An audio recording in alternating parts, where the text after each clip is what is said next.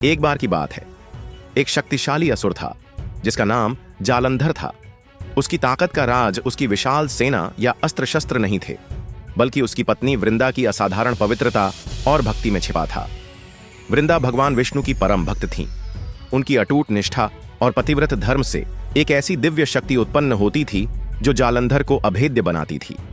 इसी कवच के कारण देवता भी उसे परास्त नहीं कर पा रहे थे।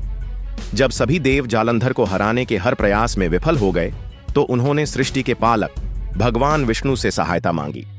भगवान विष्णु समझ गए कि जालंधर की शक्ति का स्रोत केवल वृंदा का निश्चल प्रेम और उसकी पवित्रता है। संसार को बचाने के लिए उन्हें अत्यंत सावधानी से काम लेना था।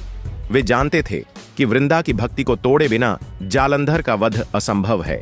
एक योजना के तहत भगवान विष्णु ने जालंधर का रूप धारण किया और वृंदा के पास पहुंचे।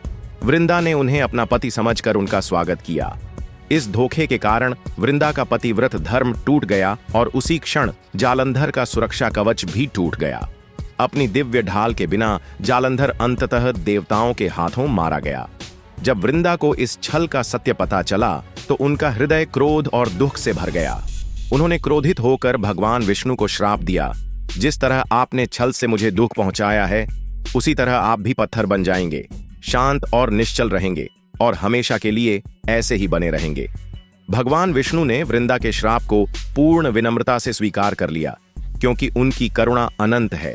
उसी पल वे नेपाल की गंडकी नदी में एक काले पवित्र पत्थर के रूप में प्रकट हुए, जिसे शालिग्राम कहा जाता है।